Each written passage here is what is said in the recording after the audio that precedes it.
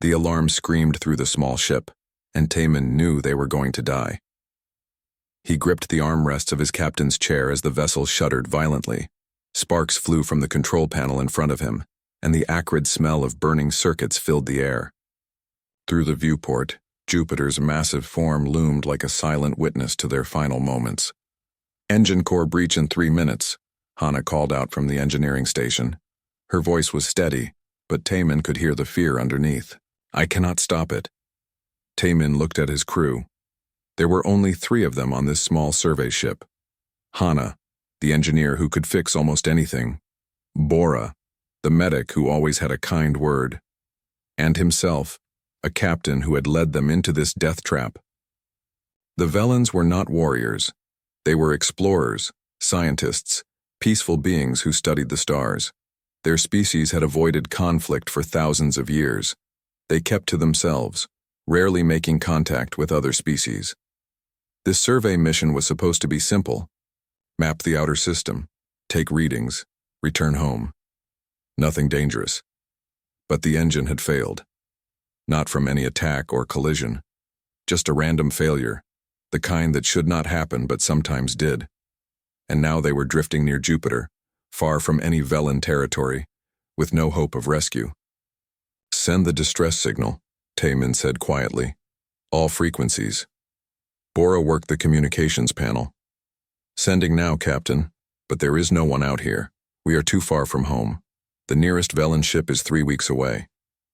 "I know," Taman said, "but we must try." The ship shook again, harder this time. Warning lights flashed red across every surface. Taman closed his eyes. He thought of his family back on Vela Prime, his partner, his young daughter. They would never know what happened to him. The ship would explode and there would be no trace. 2 minutes to breach, Hana said. Taman opened his mouth to say something, anything to comfort his crew. But before he could speak, Bora gasped. "Captain, I have a response to our distress call." Taman's eyes snapped open. "What? From where?" "Close. Very close. They say they are coming." Bora looked up from her panel, confusion on her face. "They are human." Human? Taman had heard of humans, a young species, barely 200 years into space travel. They lived in this system, the one the humans called Sol. But the Velans had little contact with them. "Are you certain?" "Yes, Captain. They say they will reach us in 40 minutes. They are asking about our ship specifications and life support needs." 40 minutes. But they had less than 2. "Tell them we will be dead in 90 seconds, Taman said. "Tell them to save themselves the trip." Bora relayed the message. A moment later the response came back. Even through the translation, Taman could hear the determination in the human voice. "They say to hold on. They say they are already coming at full speed. They say." Bora paused, listening. "They say to shut down everything except minimal life support. Reduce power consumption. It might buy us time." "Do it," Taman ordered. Hana's hands flew across her console. The lights dimmed. The gravity generators powered down, and they began to float. The temperature started to drop immediately, but the countdown slowed. 2 minutes became 3, then 4. "Life support at minimum," Hana reported. "We have maybe 30 minutes before we freeze or suffocate. The engine will still breach, but later." They waited in the cold and dark. Taman had never felt so helpless. Their lives now depended on strangers, on a species they barely knew. He had no idea if the humans would actually come, or if this was some kind of trick. 20 minutes passed like hours. The cold bit into them through their suits. Bora kept her eyes on the sensors. "I see them," she said suddenly. "One ship. Moving very fast. Too fast. They will not be able to match our velocity safely." Taman watched through the viewport. A ship appeared, larger than theirs, with human markings on the hull. It did not slow down gradually like a cautious pilot would. Instead, it dove straight toward them, firing braking thrusters at the last possible moment. The human ship came alongside them with barely a meter to spare. Taman held his breath. They are attaching a docking collar, Bora said. They are. Captain, they are cutting through our airlock door. Seal the inner doors, Taemin ordered. If they breach our hull. But the humans were faster. The outer door opened, and figures in bulky spacesuits entered. One of them waved at the camera. Through the radio, a voice spoke in translated Velen. Hello in there. We are coming to get you. Sit tight. For the next 18 hours, Taemin watched in amazement as the humans worked. They did not have equipment designed for Velen ships. Nothing fit properly. But they made it work anyway. The human captain introduced himself as Dongwoo Park. He was a mining ship captain, transporting ore from the asteroid belt to Earth. He had 6 crew members, and he had ordered all of them to drop everything to help. A human named Youngmi, who piloted their ship, somehow managed to link the human and Velen navigation systems using nothing but wire and creativity. Another human called Jae-sung spent hours in the Velen engine room, jury-rigging a cooling system from spare parts. We do not have replacement parts for your engine, Dongwoo explained to Taemin through the translator. But we can stabilize it. We can keep you alive until your people arrive. Why are you doing this? Taemin asked. You do not know us. We cannot pay you. You are losing time and resources. Dongwoo looked surprised by the question. You needed help. We could provide it. What other reason do we need?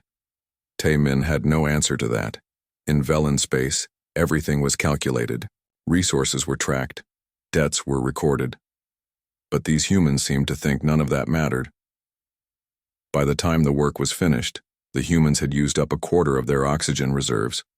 They had burned through expensive thruster fuel. They had dismantled parts of their own ship to repair the Velen vessel, and they refused any offer of payment. Just be safe out there, Dongwoo said as they prepared to part ways. Space is dangerous enough without us all being strangers to each other. Before the humans departed, Taemin recorded everything. Every detail of the rescue.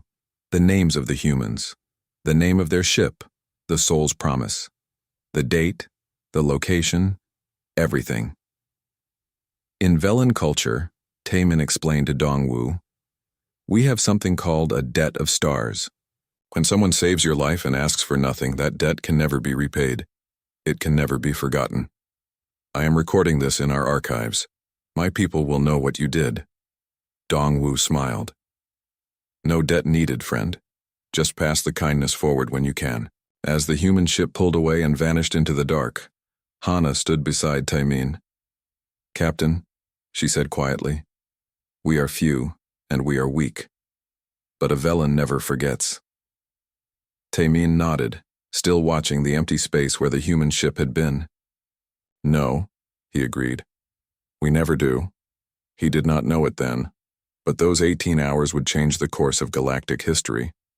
The record he made that day would be studied by billions, and 50 years later, when the humans needed them most, the Velens would remember. A debt of stars was forever. 50 years had passed since the rescue near Jupiter, and humanity had spread across the stars like seeds in the wind. Ji-won Choi stood at the observation window of New Hala Station, watching ships come and go. The station orbited a planet that humans had only discovered 20 years ago. Now it was home to 3 million people. Farms covered the valleys below. Cities sparkled at night. Children who had been born here had never seen Earth. Ji-won was a junior diplomat, fresh out of the academy. This was her first real assignment, and she was determined to make a difference. Her job was simple in theory. Keep track of alien ships passing through the system, make sure everyone followed the rules, and solve problems before they became incidents. In practice, it was chaos. New Hala sat at the intersection of 3 trade routes. Ships from a dozen different species passed through every day. Some were friendly, some were suspicious. All of them had their own rules and customs that did not always match with human expectations. But Ji-won had noticed something strange. Over the past 6 months, human ships in this sector kept reporting unusual help. A freighter captain found detailed warnings about an asteroid field that was not on any charts.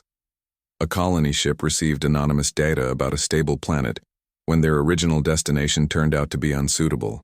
A patrol vessel got a tip about pirates arriving just in time to save a civilian transport. Every time the source was listed as unknown. Every time the information was accurate. And every time when Jiwon tried to trace the signal, it led nowhere. She had started keeping her own records, dates, times, locations. There had to be a pattern. Someone was watching over human ships in this region, and they were very good at hiding their identity. "You are obsessed," her colleague Kyung-ho said, leaning against her desk. "Maybe it is just luck. Good fortune." "Luck does not send encrypted data packets with precise stellar coordinates," Jiwon replied, not looking up from her screen. "Someone is helping us. I want to know who and why." She had requested access to older records, going back decades. Most diplomats did not bother with historical files. They were too busy with current problems. But Jiwon believed answers were often hidden in the past. Late one night, she found something. A reference in a 50-year-old incident report. A Velen ship had been rescued by humans near Jupiter. Captain Taemin had filed something called a Debt of Stars with the Velen archives. Jiwon had heard of the Velens. They were a quiet species, rarely seen outside their own territory. They had excellent technology, but avoided contact with most others. Humans had tried several times to establish trade relations, but the Velens always politely declined. Not hostile, just distant. But this report suggested something different. The Velens remembered the rescue. They had recorded it as a sacred debt. Jiwon dug deeper. She found more Velen references scattered through decades of reports. Always subtle. A Velen ship seen leaving a system just before a human ship received helpful data. Velen energy signatures detected near human colonies. Nothing conclusive, but the pattern was clear once she knew what to look for. The Velens were watching over humanity. They had been doing it for 50 years. "I need to contact them," Jiwon told her supervisor. Her supervisor, an older woman named Yoon-ji, looked skeptical. "The Velens do not take meetings with junior diplomats. They barely take meetings with anyone. Then I will send a message through official channels. I will reference the Jupiter rescue. They will understand." Yoon-ji sighed. "You are very stubborn. Fine. Send your message. But do not expect a response." Jiwon crafted her message carefully. She explained what she had discovered. She thanked them for their hidden assistance. She asked if they would be willing to meet, not for trade or politics, but simply to acknowledge the friendship that already existed. She sent the message and waited. 3 days later, a Velen ship entered the system. It was the first time a Velen vessel had visited New Hala. The station went into a controlled panic. No one knew the proper protocols. No one had experience with Velen customs. The Velen ship requested permission to dock. They asked specifically for Jiwon Choi. Jiwon felt her heart hammering as she walked to the docking bay. She had studied every bit of available information about Velens. They were taller than humans, with elongated heads and large eyes adapted for low light. They moved gracefully, spoke quietly, and valued precision in all things. The airlock opened, and 3 Velens emerged. The leader stepped forward and spoke in perfect translated Korean. "I am Seo-jun. My grandfather was Captain Taemin, who was saved by Captain Dongwoo Park of the Soul's Promise 50 years ago. You are the first human to recognize what we have been doing. We are pleased to finally meet you properly." Jiwon felt a wave of emotion she had not expected. "Why did you hide? Why not contact us directly?" Seo-jun's expression was hard to read, but there was warmth in his voice. "A debt of stars is sacred to my people. We owed humanity a debt we could never repay. For 50 years we have watched over your ships, your colonies, your people. We left warnings. We shared information. We protected you when we could, always from the shadows. But why in secret? Because a true debt is given freely, expecting nothing in return. If we revealed ourselves, you might feel obligated to us. You might offer payment or alliance out of politeness. We did not want that. We wanted to give as your people gave to my grandfather, freely, without condition." Jiwon understood then. The Velens had spent half a century helping humanity, asking for nothing because that was exactly what humanity had done for them first. "My grandfather told me the story many times. Seo-jun continued. How Captain Dongwoo risked his ship and crew to save 3 strangers. How he refused payment. How he simply said to pass the kindness forward. We have tried to honor that. Every human ship we have helped is us passing that kindness forward. Your grandfather, Ji-won said. Is he? He passed away 10 years ago, but before he died he made us promise to continue watching over humanity. He said that anyone who would go so far out of their way to help strangers was a species worth protecting. Seo-jun reached into his robe and pulled out a small data device. This contains records of every time we have assisted human vessels. Locations, dates, types of assistance. We wish to share this with you officially now. We wish to step out of the shadows. Ji-won took the device with trembling hands. Why now? Why reveal yourselves after all these years? Because you found us. Because you asked the right questions and showed the same curiosity that makes your species remarkable. And because the galaxy is becoming more dangerous. We believe it is time for our peoples to stand together openly. Over the next weeks, Ji-won worked with Seo-jun to establish formal relations between humans and Velans. It was delicate work. Both species were cautious in their own ways. But there was a foundation of trust that made everything easier.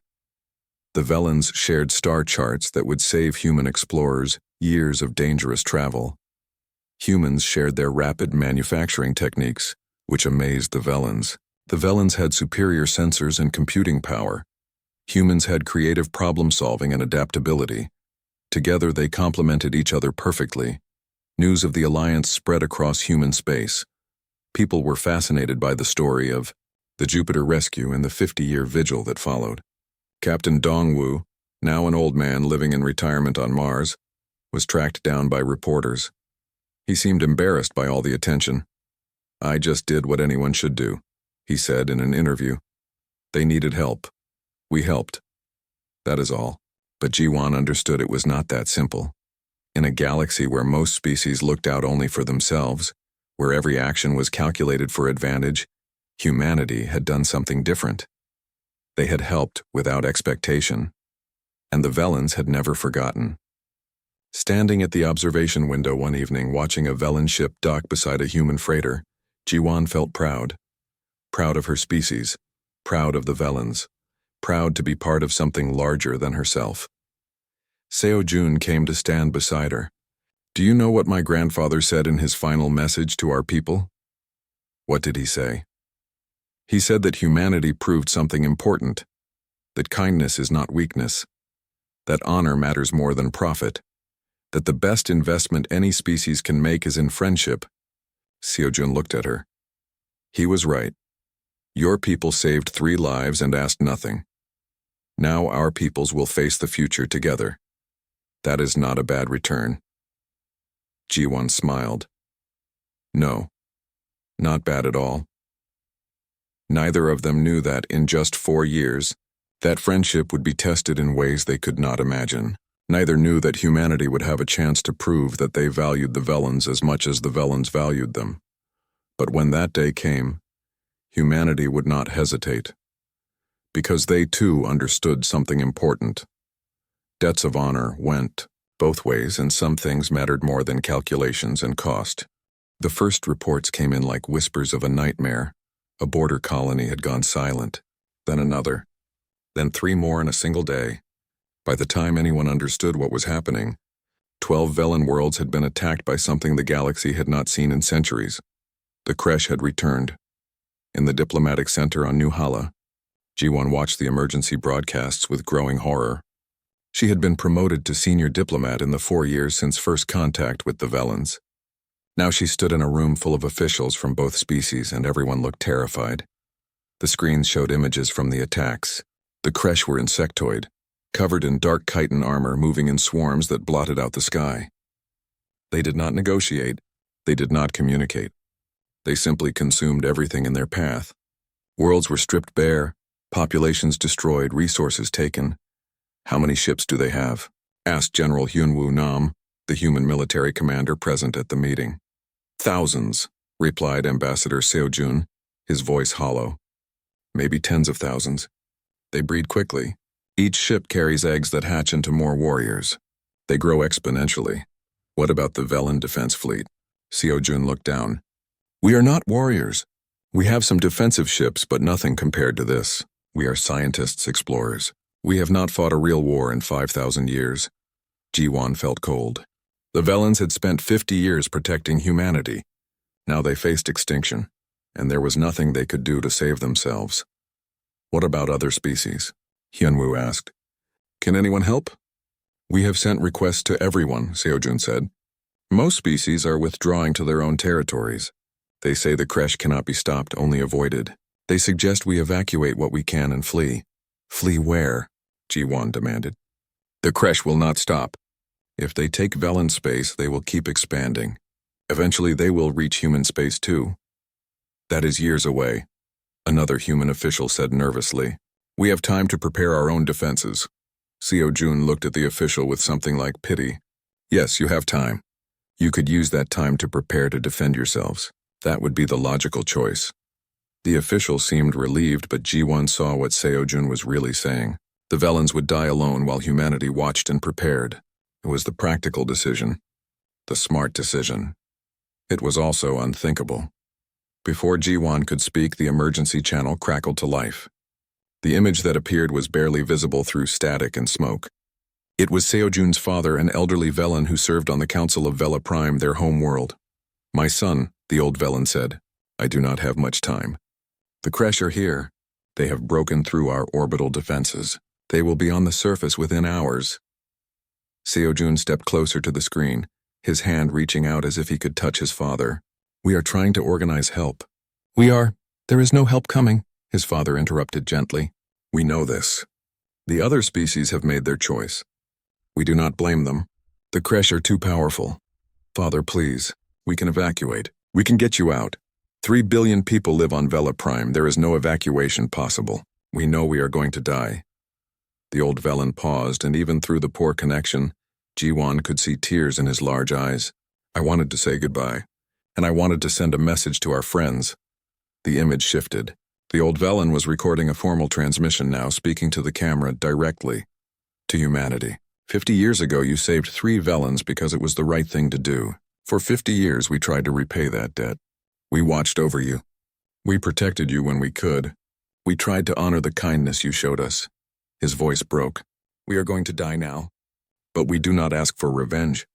We do not ask for you to fight our battle. We ask only one thing. Please remember that we existed. Remember that we tried to be good friends. That is all we want. For someone to remember us. The transmission cut off. The room fell into absolute silence. Ji-won looked around at the faces of the humans present.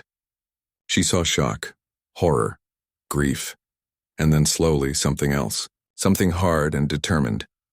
General Hyunwoo was the first to speak. His voice was quiet but firm. How fast can we mobilize the fleet? The other officials stared at him. General, you cannot be serious. We are talking about fighting an enemy that has destroyed dozens of worlds. An enemy that... I asked how fast we can mobilize the fleet.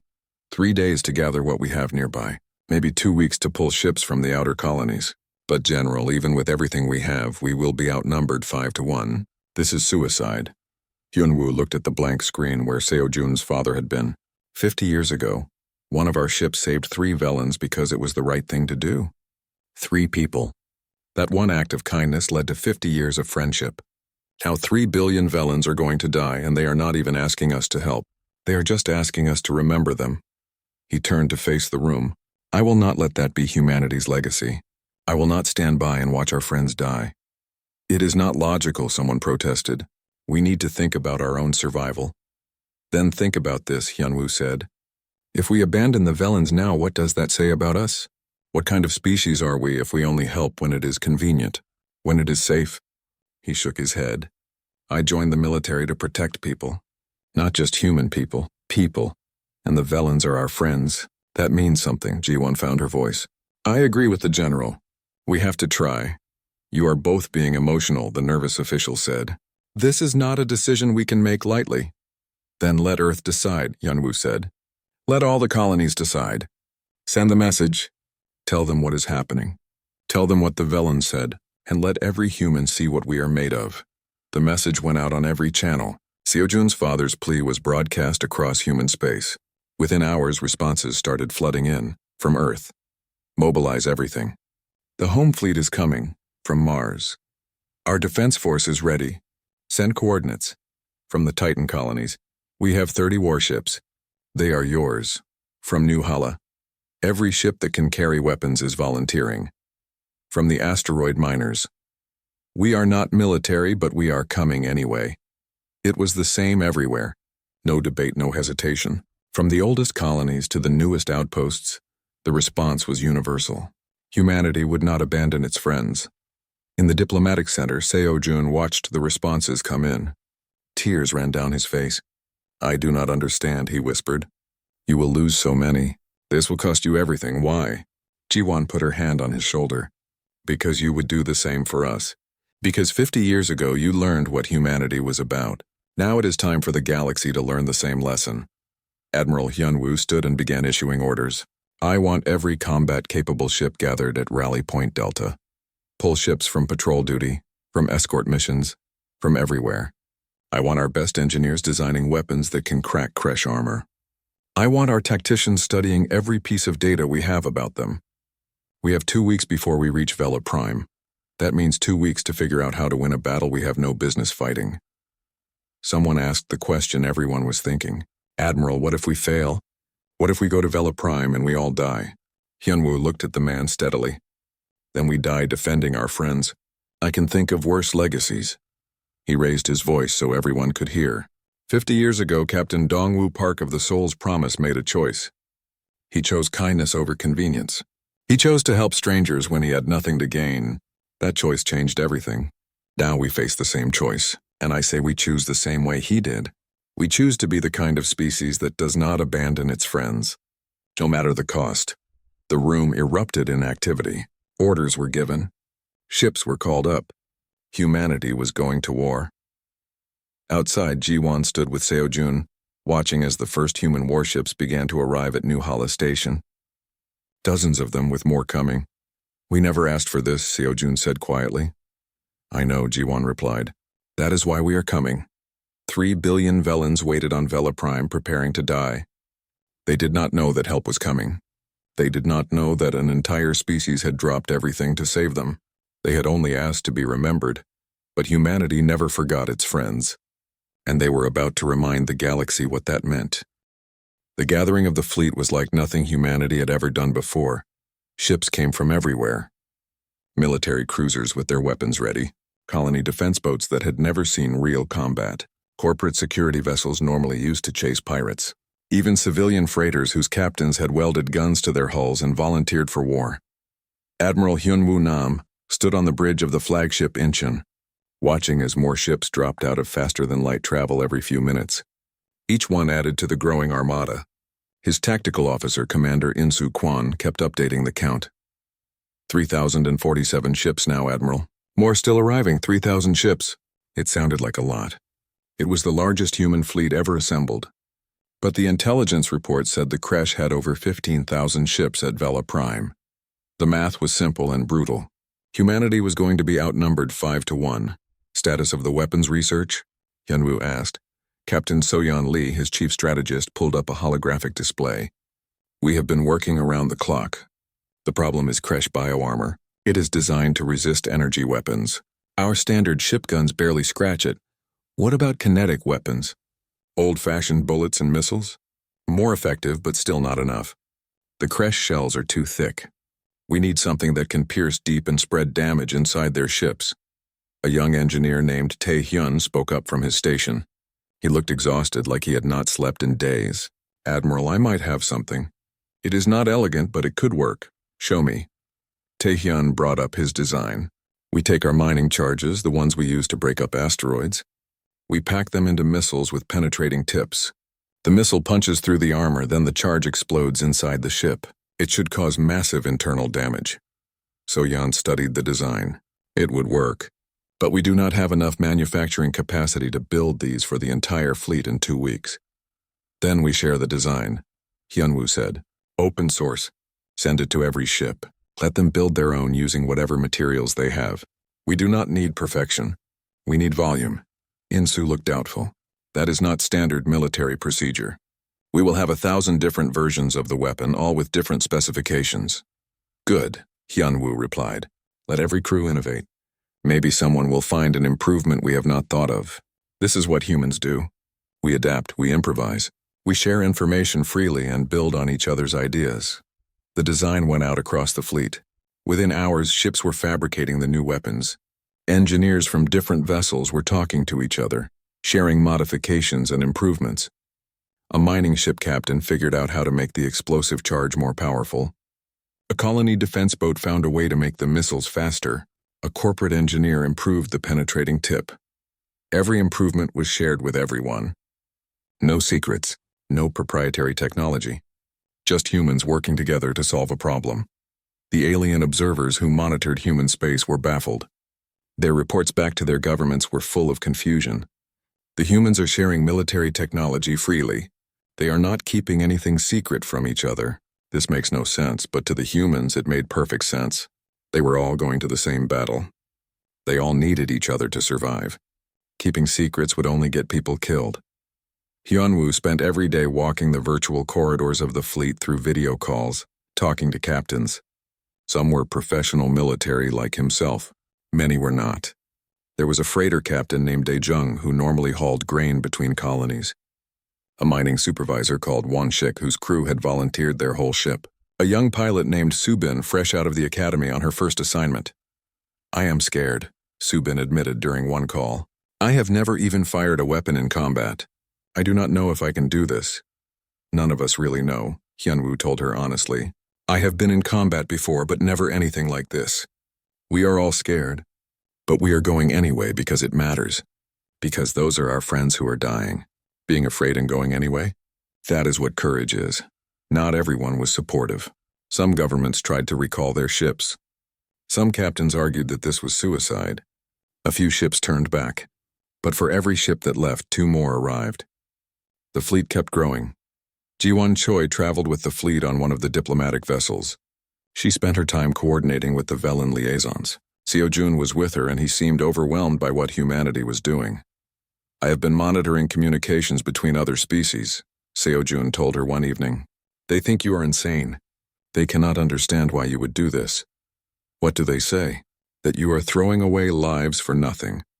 That even if you win, the cost will cripple your civilization for decades. That no species is worth this sacrifice. Seo-jun's voice dropped. One ambassador said that humans are either the bravest or the stupidest beings in the galaxy. Ji-won smiled grimly. Maybe both. Does it matter? Those are your people dying. Our friends. What kind of species would we be if we calculated the cost before helping? My people did that calculation 50 years ago, Seo-jun said quietly. We decided that watching over humanity was worth it. But we are 3,000 light years from home, safe from the crash. You could have done the same. Could we? I do not think so. That would mean we learned nothing from you. You showed us that real friendship means something. Now we have to prove we understood the lesson.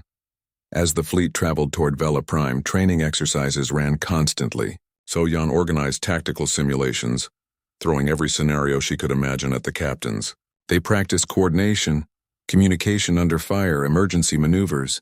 Most of the civilian captains had never worked in formation before. They made mistakes, but they learned quickly. Hyunwoo noticed something interesting. The civilian captains often came up with creative solutions that the military officers missed. A freighter captain suggested using cargo containers as improvised shields. A miner proposed using debris fields as cover. These were people who solved problems every day in dangerous conditions. They brought that creativity to warfare. We should split military and civilian ships into mixed squadrons, So-yeon suggested. Let them learn from each other. It worked. The military officers taught discipline and tactics. The civilians taught flexibility and innovation. Together, they became more effective than either group alone. News from Vela Prime grew worse every day. The crash had landed on the surface. Cities were burning. Millions were dead. The remaining Velen defense forces were fighting desperately, but they were delaying the inevitable, not stopping it. And then came a transmission that nearly broke everyone.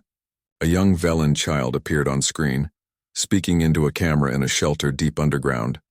My name is Minji. I am 8 years old. The monsters are outside. My parents told me to make this recording so someone will know we were here. I am scared. I want to go home, but the teacher says we do not have a home anymore. She says to be brave. I am trying, but it is hard. The child held up a drawing. It showed two figures holding hands. One tall Velen, one human. I drew this for the humans who are coming to help us. My teacher said you are coming. Thank you for trying. Even if you do not get here in time, thank you for trying. That recording spread through the human fleet like wildfire. Hyunwoo watched hardened military officers cry. He saw civilian volunteers who had been having doubts become resolute. The recording answered any remaining questions about why they were doing this. 3 days from Vela Prime, Hyunwoo gathered all the captains for a final briefing. 3,000 faces looked at him from screens throughout the fleet. I am not going to lie to you, he said. The battle we are about to fight is one we should not be able to win. We are outnumbered. We are outgunned. The Kresh are experienced warriors, and most of us are not. By every calculation, we should turn around. He paused, looking at their faces. Fear, determination, courage. But humans do not do what we do because of calculations. We do it because of who we are. 50 years ago, Captain Dongwoo Park saw 3 strangers about to die. He did not calculate the cost. He did not worry about whether it was smart. He just helped. And because of that one act of kindness, we built a friendship that has made both our species better. Hyunwoo's voice grew stronger. Now we face the same choice Captain Dongwoo faced. We can calculate the costs and walk away, or we can do what is right and fight for our friends. I know what I choose. And I know what every one of you has already chosen just by being here. He straightened. When we drop out of FTL at Vela Prime, we are going to send a message to every Kresh ship. We are going to tell them that they picked the wrong species to attack, that the Velens are under human protection, and that if they do not leave, we will remove them. Someone called out. And if they do not leave? Hyunwoo smiled coldly. Then we teach the galaxy what happens when you threaten humanity's friends. We show them that there are things more important than survival. Things worth fighting for, worth dying for. The fleet dropped out of FTL 12 hours later at the edge of the Vela system. 3,000 human ships appeared like stars in the darkness. On every ship, weapons were charged. On every ship, crews said final prayers or wrote last letters home. On every ship, and on the flagship Incheon, the Kresh came like a dark tide across the stars. Admiral Hyunwoo watched on his tactical display as 15,000 enemy ships moved toward them in a swarm formation. They moved with eerie coordination, like insects following a hive mind. Against them, 3,000 human ships looked pitifully small. All ships have spread formation pattern Delta, Hyunwoo ordered. Do not let them surround us. Keep moving. Keep firing. The first exchange of fire lit up space like a storm. Kresh energy weapons stabbed through the darkness. Human missiles streaked toward their targets. The new explosive charges worked, punching through bio-armor and detonating inside Kresh vessels. But for every Kresh ship that fell, 3 more moved in to replace it. Within the first hour, 70 human ships were destroyed. The names scrolled across Hyunwoo's screen. Seoul's Victory. New Busan, Hope's Journey. Each name was a ship full of people who would never go home. People who had volunteered to be here. Admiral, the civilian freighters in Sector 7 are taking heavy fire, Insu reported. They are requesting permission to fall back. Hyunwoo pulled up the tactical view. The freighters were being swarmed, but they were also protecting a gap in the formation that led to the planet. If they retreated, the Kresh would break through to the surface. Before he could respond, a voice came through on the command channel. It was Captain Dae-jung, the grain hauler who had welded guns to his ship. Negative on that fallback, Admiral. We are holding position. No bugs are getting past us today. Another voice joined in. Wonshik, the mining supervisor. We have got plenty of charges left. Let them come. One by one, the civilian captains checked in. None of them retreated. They held the line, firing everything they had even as their ships took terrible damage. Watching them, Hyunwoo felt a fierce pride mixed with grief. These were not trained soldiers. They were farmers and miners and merchants, and they were heroes. Captain So-yeon coordinated the tactical response. She had studied the Kresh formations and found patterns in their movements. They are using a hierarchical command structure. There are larger ships giving orders to the smaller ones. If we can identify and destroy the command ships, the others will be disorganized. How do we identify them? Watch their movement patterns. The command ships stay back while the fighters engage. They are playing it safe. Hyunwoo saw what she meant. Scattered through the crash swarm were larger vessels that hung back from the fighting. All ships' priority targets are the big ones in the rear. Ignore the fighters if you can. Go for the commanders, it was risky. To reach the command ships, human vessels had to push deep into the crash formation surrounded by enemies. But it worked. As command ships exploded, sections of the crash swarm became confused, attacking each other or freezing in place. But the cost was terrible. 2 hours into the battle, 400 human ships were gone. Wreckage floated everywhere. Escape pods drifted through the debris, broadcasting distress signals. Some were picked up. Many were not. On the surface of Vela Prime, the remaining Velans huddled in shelters, listening to the battle above. They had prepared to die. Now they heard explosions in orbit and dared to hope. In one shelter, the child Minji, who had made the recording, clutched her drawing of the human and Velan holding hands. The teacher beside her, a woman named Hyojin, listened to the radio reports. "The humans are here," Hyojin whispered. "They actually came. Will they win?" Minji asked. Hyojin did not answer. She did not know. In space, the battle had become chaos. Human ships fought in small groups, using their creativity and flexibility against the rigid crash tactics. A squadron led by young pilot Subin used a debris field to hide, then ambushed a group of crash fighters. A destroyer, captained by an officer named Kang Dae, deliberately rammed a crash command ship, sacrificing his vessel to take out a high-value target. Everywhere, humans were doing the impossible. Not because they were stronger or had better technology, but because they refused to give up. Because they fought for something that mattered more than their own survival.